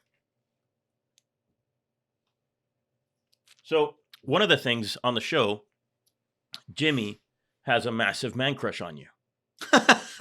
It was hysterical to watch Jimmy, and he wanted to come today so that he could be here for this recording. But today there's a big World Cup match, and he has a gig as well that he's working. So couldn't. He's working. Yeah. I was going to say if just it wasn't World just Cup because of his fandom trumped me, then he's not that big. Not that big. But if it's work, it was work. It was All work. So Jimmy. one of the things about Jimmy is he loves your style, and that's sort of a trademark of Michael Herklots in the cigar business. You're known as probably the most stylish guy in the business. So where did that come from? What is that? Is that something you, as you were growing up? Because you've sent me pictures, and I've seen pictures of you in less than stylish situations. I mean, baggy jeans and but that's still a style. It's just a different style. No, and the hair and the no. Hey, no. Listen, bro. I know I don't have hair to talk about. Easy judging hair, huh? I mean, what are you kidding me? No hair, no mirror, too. Apparently, the style thing has been a part of me for as long as I can remember. And like if I go back, let's say to high school, I would not say I was particularly stylish in high school, but I'm a musician, and so there was always this idea throughout my life, even as a musician, as an actor, as a kid. I mean, you would put on a different costume for different things. I did karate for years, so you put on the karate uniform when you go and do karate. When you're on stage, you put on whatever you're supposed to wear on stage. As a jazz musician, when you go and do a gig, you don't roll into a jazz gig in jeans. Yeah. I mean, you dress the part of a jazz musician, particularly in the late 90s. And that was a very specific look. When I got to college, I went to Berklee College of Music. I was, which if you want to learn more about that, you should listen to the podcast with me and Nick from, when was that? 2018? Yeah, 18. It was 2018. Yeah. But you'll hear all about my life as a musician. Anyway. Also the story that we did, which is on the website. Yep. It's a great story. And the beat goes on. I'm really grateful for that too, because I really have not been able to talk a lot about my music background. Not because I'm not able to, just because nobody cares. Shit. Right, Yeah. exactly. Nobody cares. They're like, that's great, Jazz. Anyway, Yeah. About the Ligero and the Korea 98. Yeah. But I think it was. It sounds terrible, and I don't mean it to sound that way, but it was a bit of a costume because I was playing a lot. You know, I was going to music school. I had gigs at night, and then after my first 2 semesters, I started working in cigars, and so I would leave my house dressed for my gig. But you're still stylish. Yeah, and I think and you still have a photographer like in your back pocket. Like what I do have a happens with that? photographer in my back pocket. It's right here. See? No, Tiff is not taking these pictures of you No. on the in the backyard with the little table and smoking a cigar. No, she would never. She would never do that. No, so she's you like, have a you- dude who you just are like ridiculous. springs out of the back pocket That's true. and then he shoots with your iPhone. Very small, very long arms. Yes. But style has just always been important. Where it really, I think, moved. Funny enough, you guys are a big part of this, and I don't think I've ever shared this, but Or admitted it. When I started Davidoff in 2002, it was before we lived on these things. Mhm. I was 22. I had a pretty high profile position just because I was a retail sales associate in a pretty important store. Of course. And so I would go to lots of events and I would go to trade shows and those types of things. I was 22, 23, 24. I'm working on Madison Avenue. I was the youngest guy in the store. And I had to come up with some very obvious way to be noticed.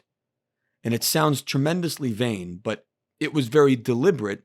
I had to figure out some way to be noticed because otherwise I was just a 22-year-old kid that no one really cared about or took seriously. And fashion became the way to do that. 2003, I went to Milan for a one-off. Remember the one-off cigars? Mhm. Now Dion has it. But when Andrea Molinari first launched it, we had it at Davidoff, New York, and I sold the shit out of this. And he invited me to go to Milan to speak to the Italian retailers about how I sold it so successfully in New York, which was great as a 23-year-old kid. You kidding me? Flown to Milan and I got to go do this thing. But I will never forget, I flew into Malpensa, I took the train, I got to Milan, and I came up into the main square there by the Duomo, and nothing was open because it was that time when everyone is out and eating and everything is closed. So I couldn't shop and my hotel room wasn't ready, and I'm just walking around Milan, and I was blown away by what looked like New York, bunch of people outside talking and engaging and eating and hanging out. But everybody was dressed, and not dressed like Wall Street dressed, like pinstripe suits, but it was just like, it was all so thoughtful. There were colors and everything fit different. And, I just remember being like, this is amazing. I mean, the fact that grown This men, is me. totally, it was like Yeah, I had it found spoke to you. something. And in that moment, that style really had not made its way into the mainstream in the United States. It was just starting to show up in New York with higher collars, spread collars, crazier patterns. So I said, well, that's it. I'm going all in. And at the time, the exchange rate was pretty good. So I got some ties and some shirts. So even though I had the same 2 tired blue and gray suit, when I came back, I started wearing combinations that were totally different. And then from there, you'd buy a piece here and buy a piece there. And over the years, I developed, as you may recall, a rather insane, colorful spectrum. But all of that was to be noticed. And it worked because in almost every Cigar Snob, when there were pictures from events, there was always a picture of the guy with the red pants or the guy with the stripes, polka dots, and paisleys. Always.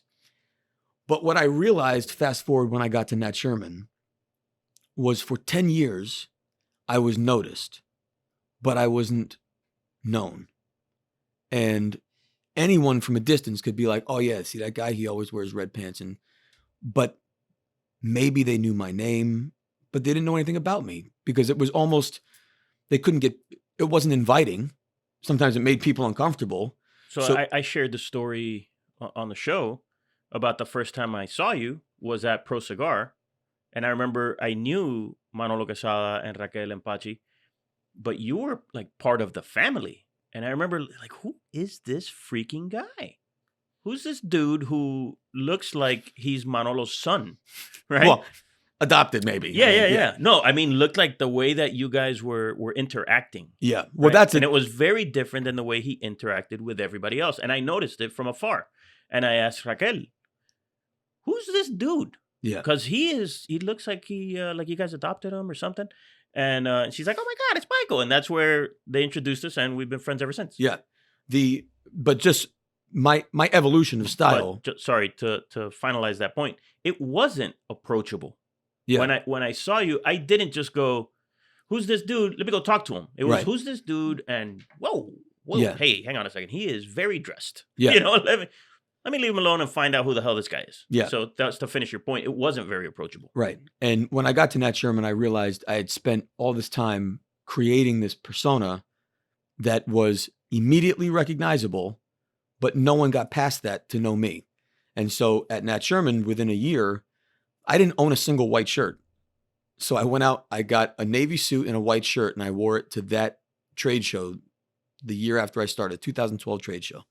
And everyone was like, when they used to come up to me and be like, oh my God, stripes and paisleys and polka dots, bro, tracksuit under you the nailed it again. jacket. Well, tracksuit, that was on the days off. Yeah. Now I had a navy suit and a white shirt, and people were like, bro. And first of all, what happened here, Brooks Brothers? First of all, it was an invitation to have a conversation, which used to be the point of the way I dressed before, until it just became so normal for me to be crazy that people didn't notice it anymore.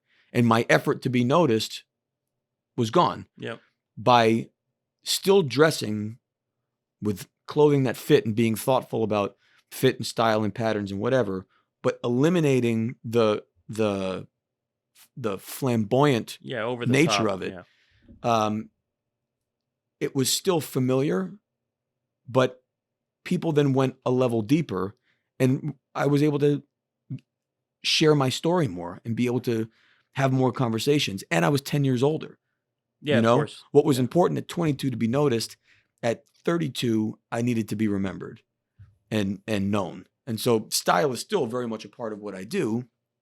Some of that too was just part of being in New York and Madison Avenue, working Madison Avenue, working on 42nd Street. You're also dressing to your customers and all of that. But it's funny, I had this conversation last night because now I'm, twill pants and sneakers, which I never would have worn even while I was at Nat Sherman. But there's also an evolution now for Ferio Tego. What is the ethos of that brand? And of course, we think of ourselves as a high-end brand, and we believe in the quality of our products and all of that. But we also really want it to be approachable, And I don't want Ferio Tego at all to feel reminiscent of any other brand that's out there, let alone any other brand that I have worked for. That we really have to start fresh. So when appropriate, time and place, suit, shirt, tie, of course. But, coming to Miami, 3 years ago, I would be sitting right here in a suit, shirt, and tie. Yep. And now, I just don't have to do that anymore. It's just a different, and it's 10 years later. Now I'm 42. It's been an interesting chapters of style and story. So that segues perfectly into, let's say, the final segment of this, which is what's in store let's say 2023 and beyond for Ferio Tego? Well, it is definitely beyond. That's for sure. This is not a short-term play. We are in it to win it. Yeah, I don't think that anyone. I mean, maybe I'm wrong. Maybe I don't see it that way because I've known you for so long, and I think that you don't do things for the short term. Yeah. So I don't see that. If there's that question out there of, oh yeah, but this is really just a fly by night. No, I don't. If there is that question, I haven't seen it. So I don't think there is. So I don't think there is either. But I say that because you've been in the industry long enough. I've been in the industry long enough to see brands come and go, to see faces who are recognizable, who then you don't see anymore. And I say beyond because that's not in the equation. I mean, as a company, we are absolutely committed long term to industry. I mean, not just to company, to family, but to industry. We are really thoughtful about making sure that what we are doing is not just great for our brand and great for our business, but great for the industry at large, and that we can contribute to the health of an industry as it grows and ebbs and flows and puts out its various tentacles into new groups of consumers and that type of thing. And to that end, you're very involved with the Premium Cigar Association. Yeah, I just got put on the board. Exactly. Elected onto the board this year. And so, yeah, clearly that shows a level of commitment to the business or the industry at large that goes beyond Ferio Tego's interests. And I would point out Ferio Tego is also a member of every association, independent of our distribution. So we're fortunate we're distributed by Davidoff USA. Davidoff USA, of course, is a member of good standing in every association. But Ferio Tego is an independent member of PCA, TAA, CAA.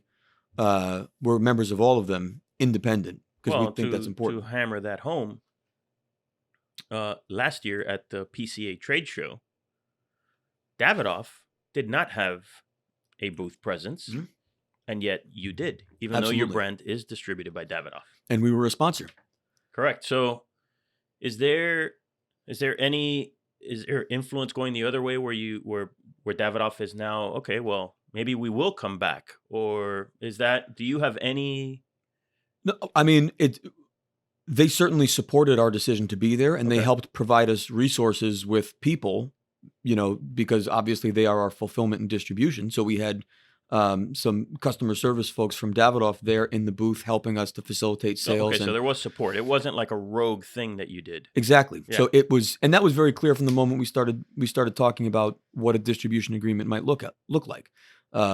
So they certainly support our decision as a company to be at the show, and whether they decide to be there or not, there's no consequence to us for our decision. If we decide to go, then they certainly support that.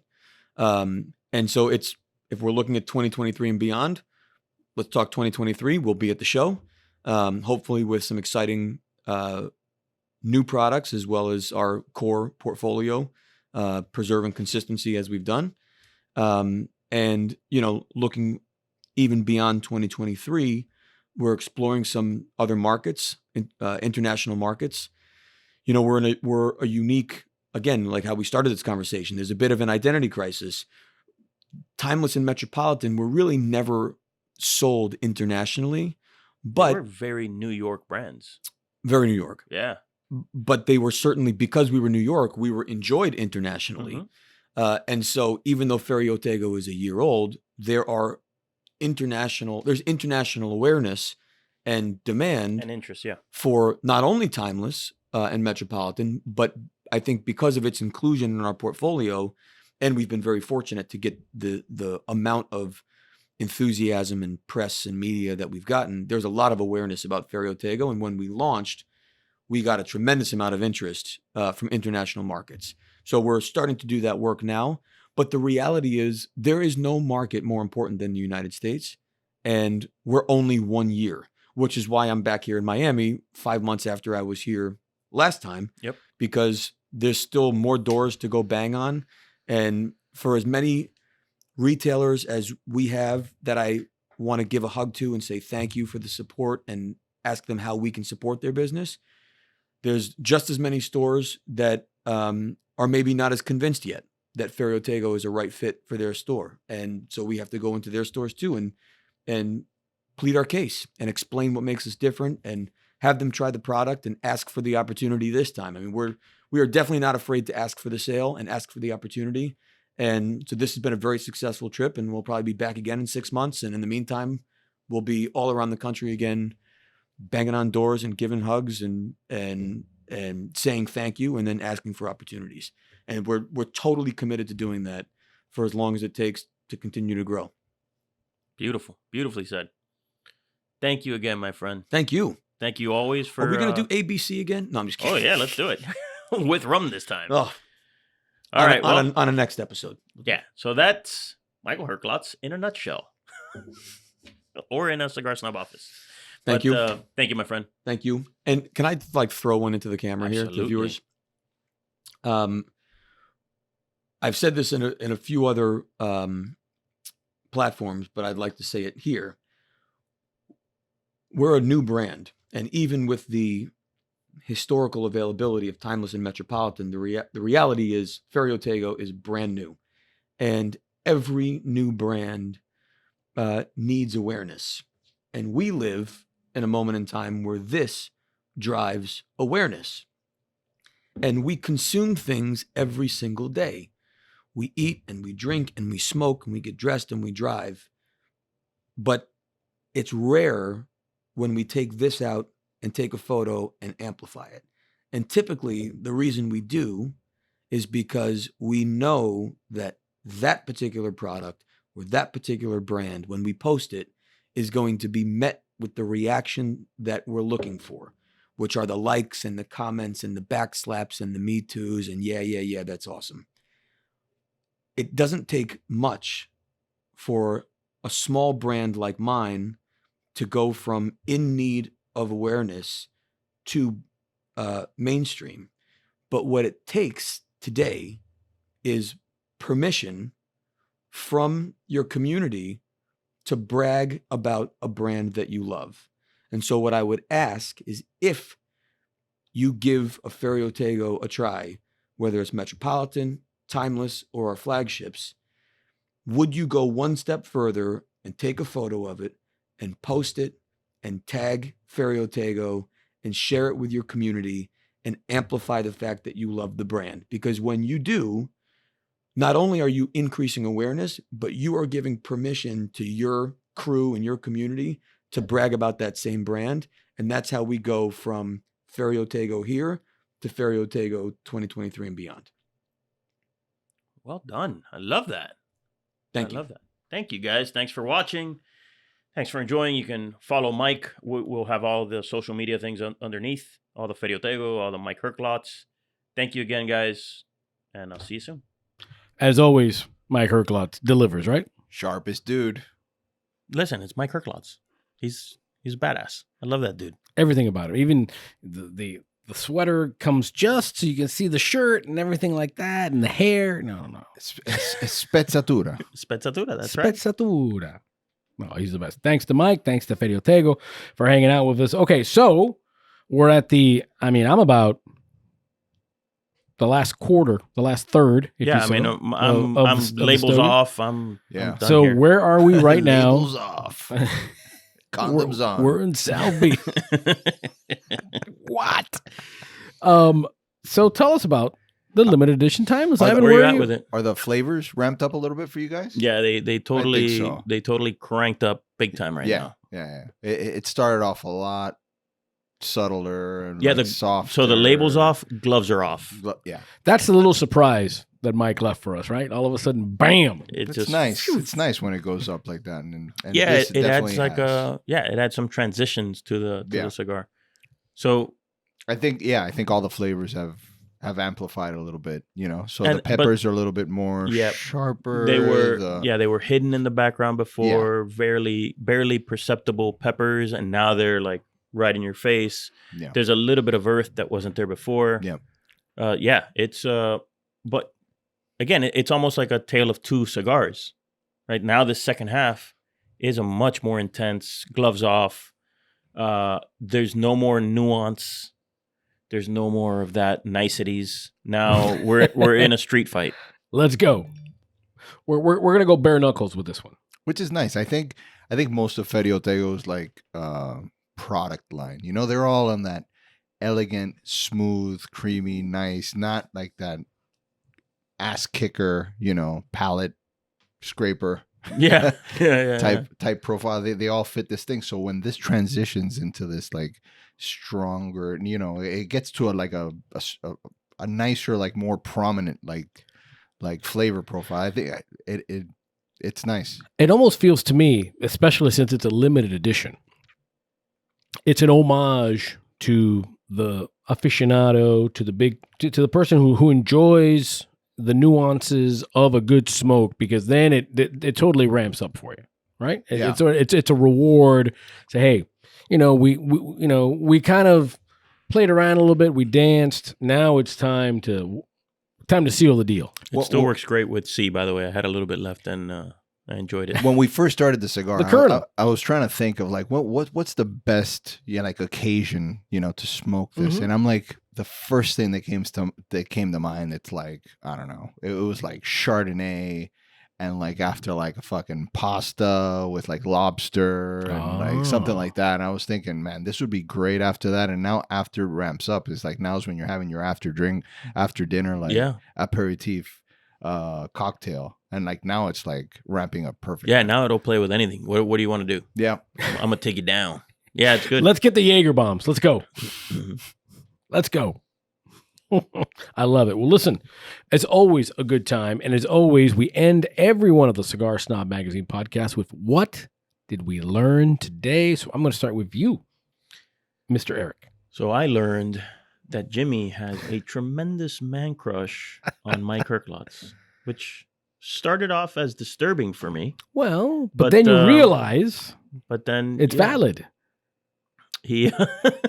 I don't know about valid, because I'm just trying to convince myself. Yeah, I think you are.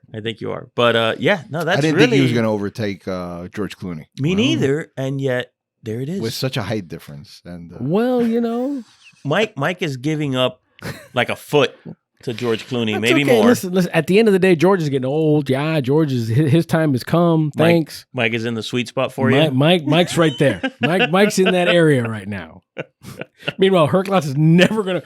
I'll go to your show. Is Jim gonna be there? No. Never mind. I'll do it via Zoom.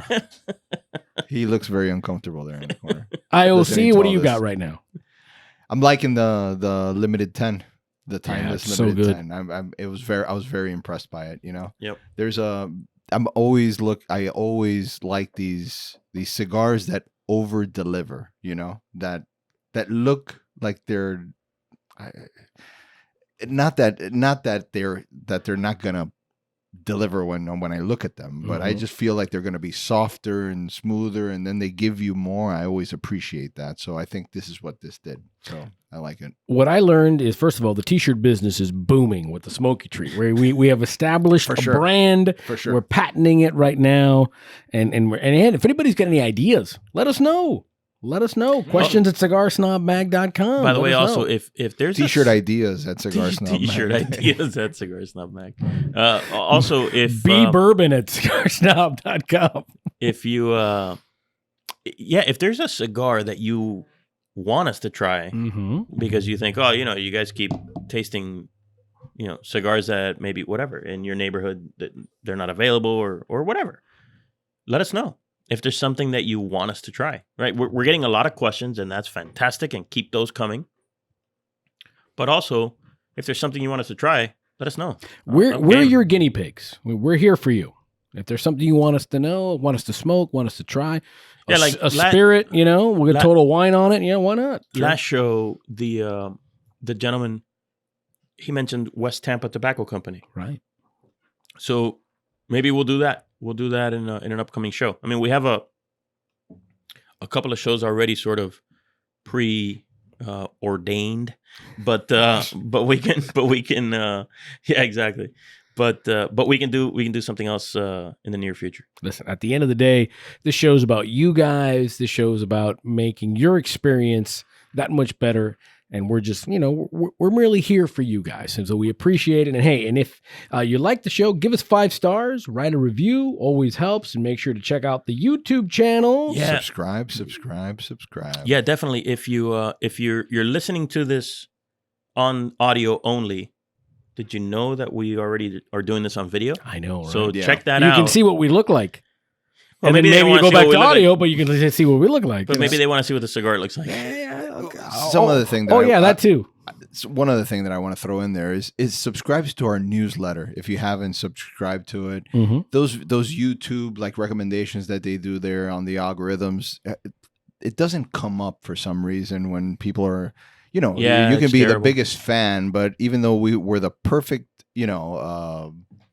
suggestion to have you it's the perfect content recommendation, and it'll still won't come up. And they still won't do it. A great way to stay up to date on all the stuff that we're putting out is on our newsletter and subscribe to our YouTube channel and do all that stuff. Yep. Because Yeah, it's all about Cigar Snob Magazine. Just look that up. You'll find everything you need there. For everybody here, we want to wish you all the best. Take care of yourselves. Take care of the people you love. And reach out to people, especially, make sure everybody's doing okay. Lots of hugs. And we're thinking about you and appreciate you hanging out with us. For Erik, for Ivan, for Yami, for Nat, I'm Jim Rodriguez. Have a good one. You've been listening to the Cigar Snob Podcast. Tune in next time for more nonsense and chicanery. But in the meantime, you can find previous episodes of the podcast on cigarsnob.com/podcast. Follow us at Cigar Snob Mag on all the social media platforms, and be sure to subscribe and rate this podcast on Apple Podcast. Until next time, hasta luego.